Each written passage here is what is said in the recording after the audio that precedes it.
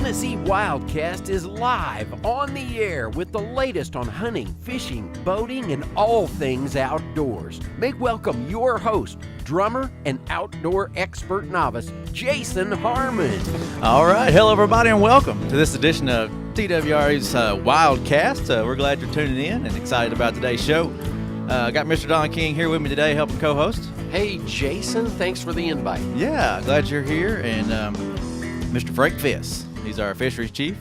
Thank you for being here, Frank. Glad to be here. We're going to be talking about trout today. Yeah, it's a big week for that. Yeah, just we're live here on Wednesday. And just yesterday we had an event out at the Clinch River celebrating trout production. It's going to continue, and some federal hatcheries. We're going to talk about that today and get y'all up to speed on muzzleloader season. It's going to be happening this weekend, this Saturday. So. That's right. Man, and you touched on it just a second ago. That was a beautiful day. We couldn't have ordered up a prettier day for the event on the banks of the Clinch River yesterday. Yep. So that's on the docket for today, and we might even slip in a little Q&A. All right. It's always good. Yeah.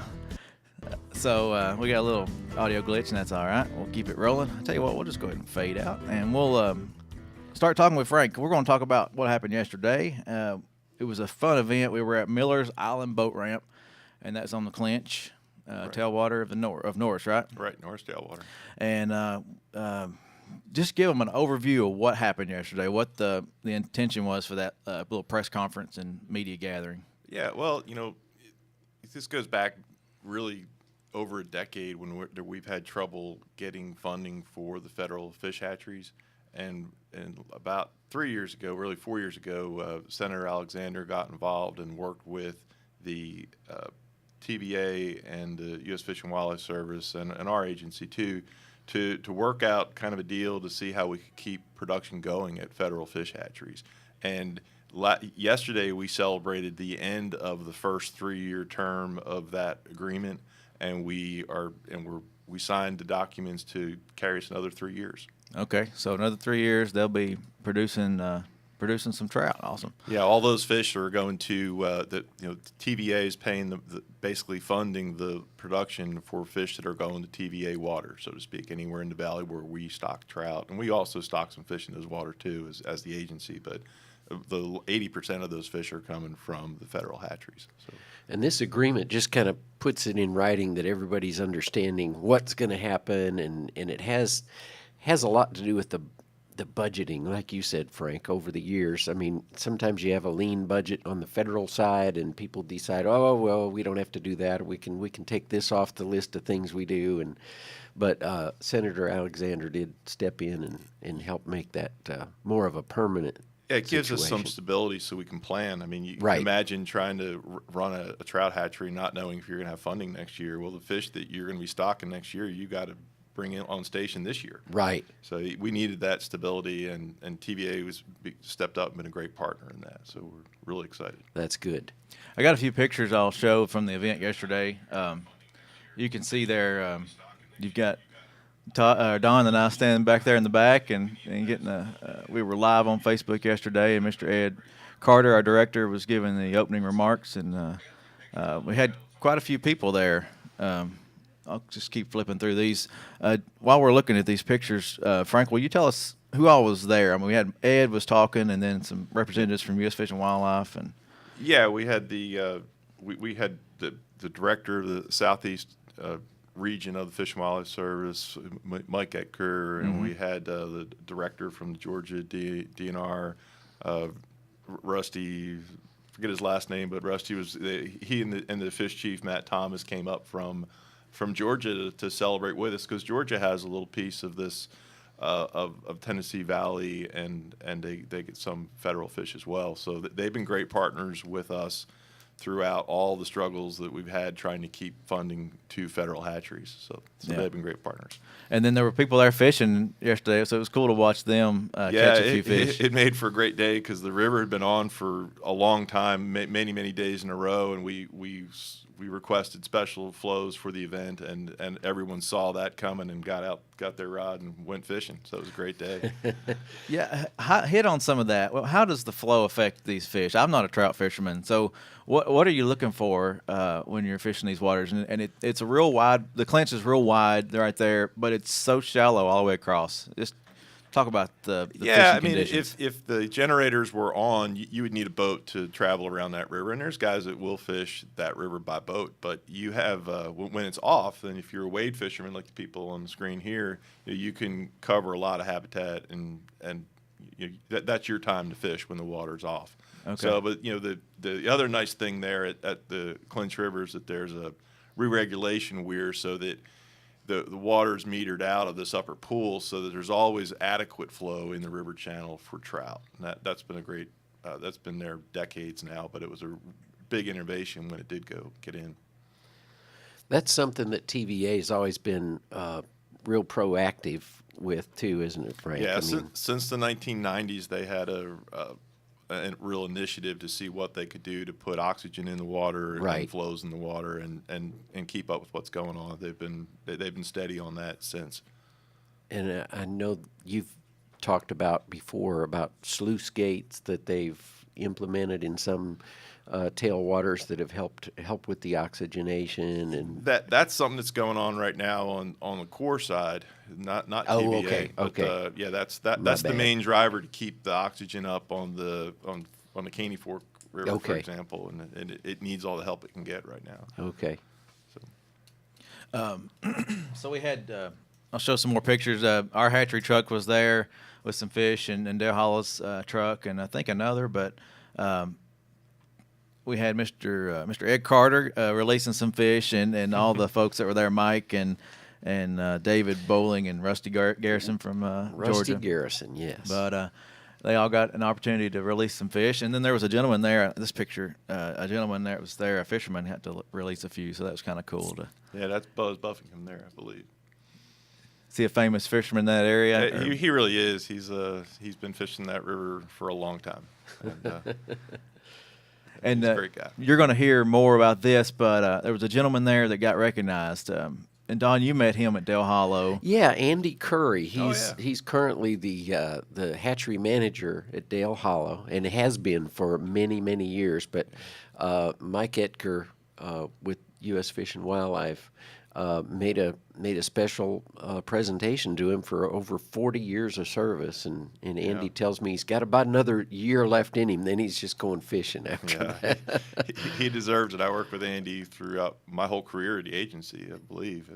When I first started, he was who I remember being at Dale Hollow. So. And I remember you highly recommending him when we were looking for stories for Wildside early on, Okay. 10 years ago or more, and he lived up to everything you had told me he would be. And boy, I tell you, he's got that hatchery running like a finely tuned fiddle up there, and really takes pride in what he does, as do our biologists that and hatchery managers that run those things. It's a 24/7 deal. You get involved in a hatchery and just keeping the birds out of Yeah, well, out of that's the why that raceways partnership was so important. He's got enough trouble with keeping the water and the birds and everything right, and then to not know if you have funding the next year. You got that Exactly. looming over you. So it's been just great that this partnership's been settled for at least the near future. Yeah, that's awesome. Well, you know what I think it's time for? Q&A.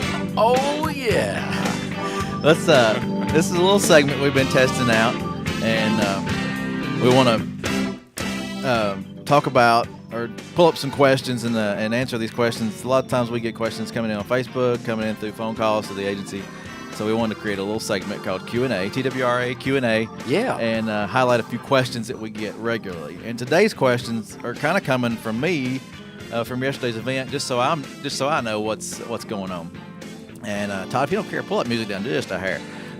The size of the fish that we stock, or that those federal hatcheries are going to be stocking. So Frank, what size of fish are people going to expect to catch when they hit these bodies of water that are being stocked by these federal hatcheries? Yeah, so these are almost exclusively tailwaters. So, and our tailwater management varies. I mean, we've got some tailwaters where we can grow fish, and in those places we stock fingerling fish by the hundreds of thousands, and that's what we do on the Clinch River. Okay. And we'll also stock maybe 9 to 10 inch fish, like the standard stockers that we'll do on top of that. And we can get, by doing that, we have some easy fish to catch, and we have some fish that mature in the river and become a little more quality fish. But we can offer both, and we do it where we can. And that's common on, South Holston, Watauga, Clinch River, and then there's like the Caney Fork River. We don't have as much success with the real small fish, so we tend to put bigger fish in when we do. But it really varies. So. Okay. And then the bodies of water these fish are going to. Where are these fish going to be released to? These that come out of the federal hatcheries. Well, there's they go to our tailwaters and our reservoirs. Our last, we've got about 100 miles of tailwater habitat that are stocked in the Tennessee Valley.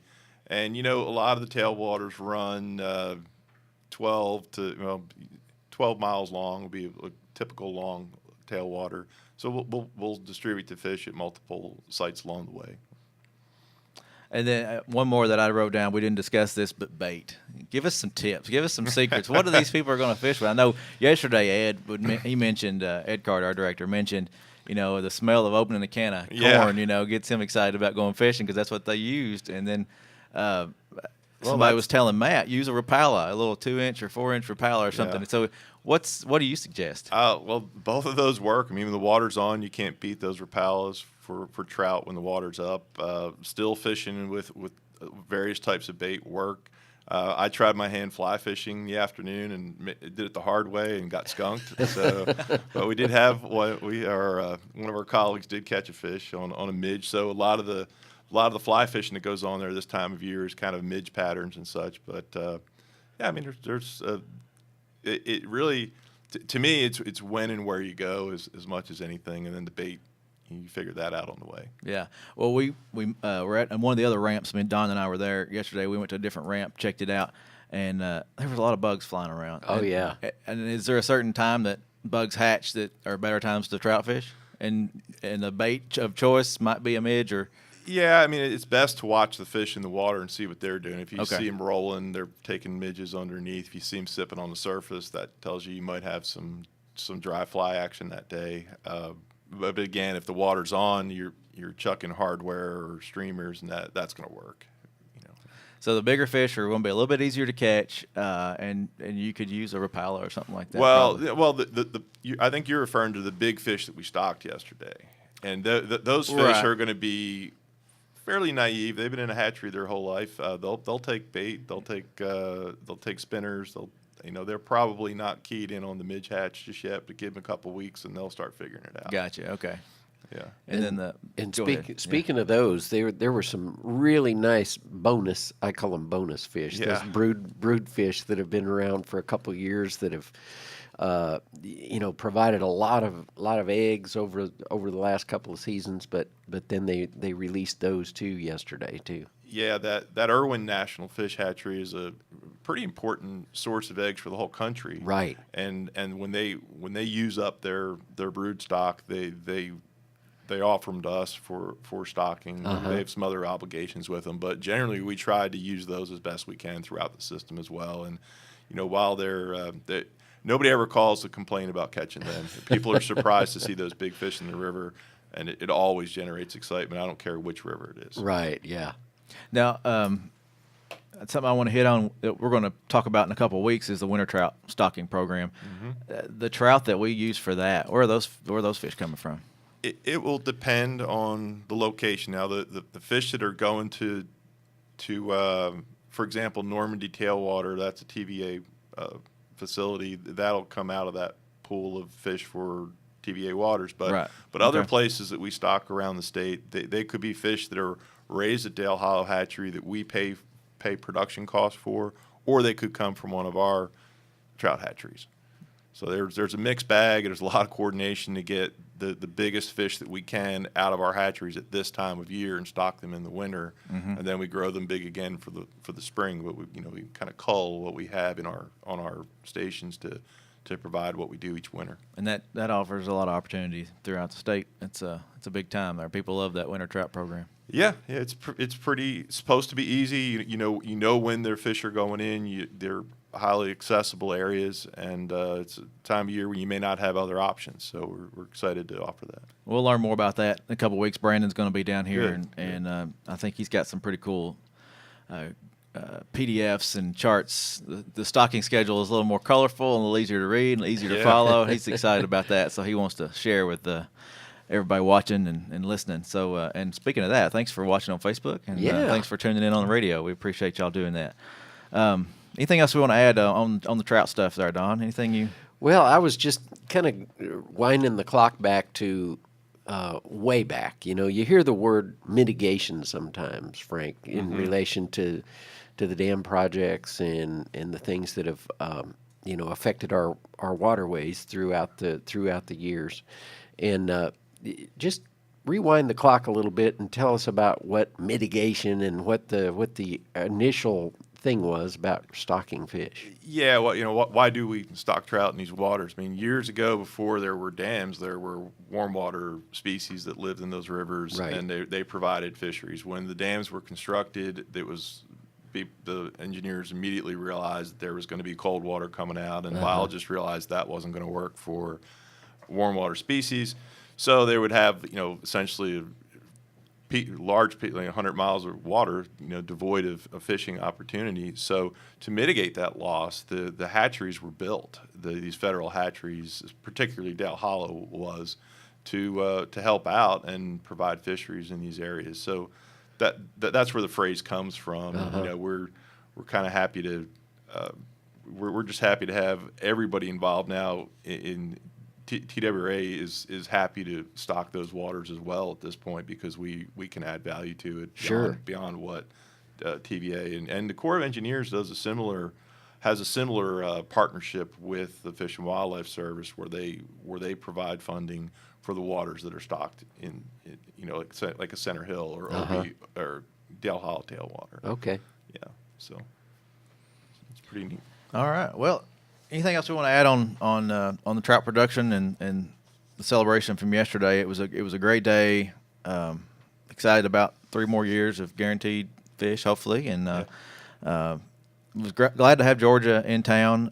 We may have mentioned this, but name those 3 hatcheries again that produce these fish mainly for these bodies of water. It's Dale Hollow and Irwin National provide 80% of the fish that are going into Tennessee tailwaters and reservoirs. Now, there's another hatchery, I believe it's Cohutta, Georgia, is where they take fish down there, but I'm not 100% sure.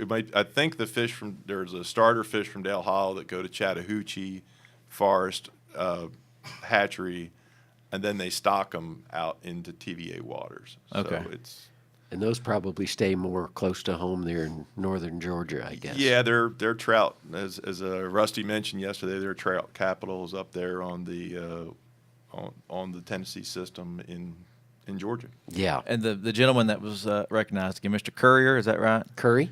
Andy Curry. Yeah. He had worked in all 3 of those hatcheries in his career. Yeah. 40-something years, right? That's pretty amazing. He's had his hands in all those, and maybe that's why they've been so successful, Mr. Curry. So anyway, all right, I think that wraps it up. Anything else you want to add before we jump into deer hunting? Or Hey, one more thing. I met a woman yesterday, Bonnie, that works for TVA, and she's the one that is the new liaison that works with the Uncharted television show. And we started that television show, Tennessee Uncharted, about 5 years ago, and had to sort of hand it off, and another sponsor stepped up. That was TVA. Well, anyway, they've added a couple of hosts since then, or one host along with Eric. You probably remember Eric Baker that has hosted it from the get-go, from the beginning, and they've added Ariel, who goes with him sometimes, and sometimes she's on her own. But anyway, it's cool that TVA saw the value in that TV show and has picked it up and has it really widened the scope of it. I mean, all the waters that TVA covers in the states that they're in are carrying that TV show now on public TV, and they've got a pretty extensive YouTube presence. I was scoping out. So anyway, if anybody is wanting to take a look at some of that, we still are involved in a story now and then. So yeah, anyway. They reach out to us and we help out when we can. That's Sure. pretty cool opportunities there. Yeah. Good show. Check it out if you can. Tennessee Valley Uncharted. All right. Well, deer season is in full swing, and muzzleloader season opens up this Saturday, November the 3rd. We're pretty excited about that time of year. I love muzzleloader season. That's pretty much when I get started in the deer season. And I was just curious, Frank, do you deer hunt? I do not. Most folks around here like to dabble in both, but Frank's he's I'm a purist, just fishing. Pure to his fish. So, all right. Well, muzzleloader season does open up this Saturday, November 3rd, runs through the 16th, and just wanted to remind everybody about that. You can use archery equipment if you want to, and you will need your permit or your license for whatever means of take you use. And just to recap, Unit L, you can take 3 does a day. You're still limited to 2 antler deer statewide, so make sure you adhere to that and take your bucks wisely. And remember, the antler definition has changed. Yeah, back to what it used to be. A couple of be years ago. So if it's 3 inches, 3 inches in length, it's considered antlered, and if it's less than 3 inches, it's antlerless. Right. So make sure you pay close attention there. And your hunting guide, page 32, is always the best place to get this information and stay current on that. That's on our website, TWRA.org. Pick one up in the store, but page 32 is where you find that information. And speaking of the hunting guide, there was an error. We noticed that there was a week's difference in what should have been listed as the opening of trapping. Oh, okay, yeah. And trying to remember what page that's on. But anyway, it's November 16th should be the opening day. Okay. As opposed to the week following, which is kind of how the calendar fell when the thing was being put together. So yeah, make sure you always check the guide online. Yeah. We make sure that one's updated. If something got misprinted in the printed version. That's right. That one's always the latest and most current information. And the most current fishing regs will come out, what, March is when that's planned Well, to come out? that's when they'll be effective. Hopefully, we'll get them out in February, so Yeah, people can right. get ready. Okay. So yeah, and don't forget to buy your license if you want to buy your license and be ready for that new season. That's you can purchase those later in February there. So February 18th. 18th. That's it. CWD, always remember that. Your import restrictions vary across our region too. Information guy has been out with some of the crews. They've been doing some check stations and sampling on deer as they come in, and remember those CWD restrictions, what you can and can't bring back, and that's on page 30 of the hunting guide. Just refresh your memory on that if you're hunting outside the state of Tennessee. That's something else to pay attention to. Remember, on our app, you can check your stuff in, check it in online, go to a check station, and That's right. it makes it real easy.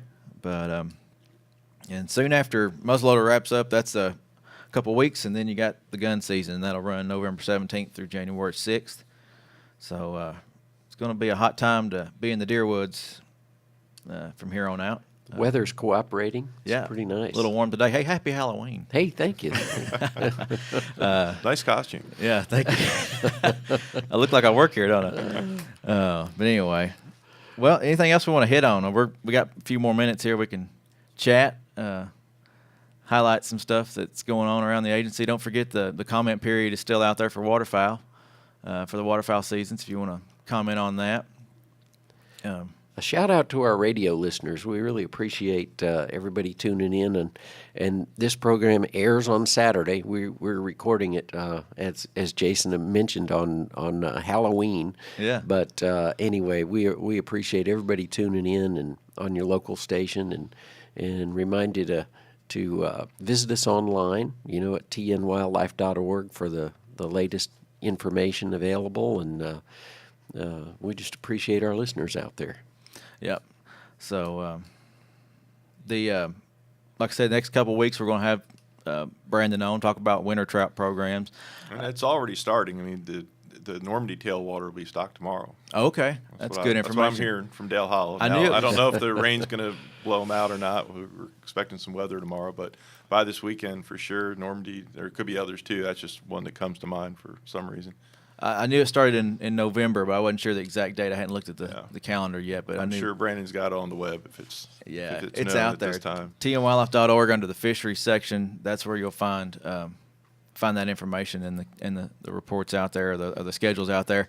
And then there's also other stocking schedules or reports that we've done. Yeah. Freshwater and trout are out there. I posted the freshwater the other day to Facebook so people could. The warm water. Yeah, warm water. They're all fresh water. Yeah, that's right. What I'm thinking. Yeah, warm water. Thank you. That's why you're the expert. But yeah, warm water stocking. The low salt yeah. stocking. Yeah. Yeah. So anyway, folks were interested in that and appreciated that report coming out. And then we did get some questions on, why are we not seeing this fish or that fish being stocked in certain areas? But we're going to get that, and bear with us. We're trying to make the best fishery possible for the sportsmen. So. Hey, and one other thing, kind of hearkening back to the presentation yesterday, it was pretty impressive when I learned that, and I hear these numbers a lot, but sometimes they just fly by you and you don't really consider them that closely. But spending about $73 for every dollar invested in the hatchery program, that's what anglers spend. Right, that's the economic impact, the rate of return, yeah. So. Frank, you got any other info on that? I mean, you think about all the peripheral things that anglers do that bring money to Tennessee based on their angling interests. Yeah, that was just one study, but in general, I think the last estimate was $2.1 billion across the state. Right, is what fishermen are generating. So, yeah, and that trout really is a dollar well spent for the federal government and whoever's paying it. We do. It definitely fits everyone's mission. And, the TVA likes to have economic development, and that's a good way to do it too. Yeah, really. And I was just reading some of the other bullet points. 240,000 fish roughly will be stocked into these tailwaters, rainbow, brown, and brook trout. So that's just the Clinch River. Oh, okay, yeah. Man, so we're a lot like more. 1.1 million across all the tailwaters. Gotcha. Okay. Such. Yeah, and across the year, including our hatcheries, we do about 2.2 million every year across the board on trout. And thanks to our hatchery guys for making it all happen. Oh yeah, there's a lot of work that goes behind the scenes. We're not all sitting behind desks. They're out there working hard for you and trying to make it happen, or y'all can catch some fish and enjoy the wildlife of Tennessee. And we appreciate folks tuning in today. This is Tennessee WildCast. Thank you, Frank, for enjoyed it. For being on with us, talking about the trout partnership. And Don, thank you for co-hosting with me. Sure. But we're here every week, and we'll hope to see y'all next time right here on Tennessee WildCast. Thanks for tuning in. Stay connected with TWRA by visiting our website at tnwildlife.org and follow us on Facebook, Twitter, and Instagram. Hey, it's all about Tennessee wildlife.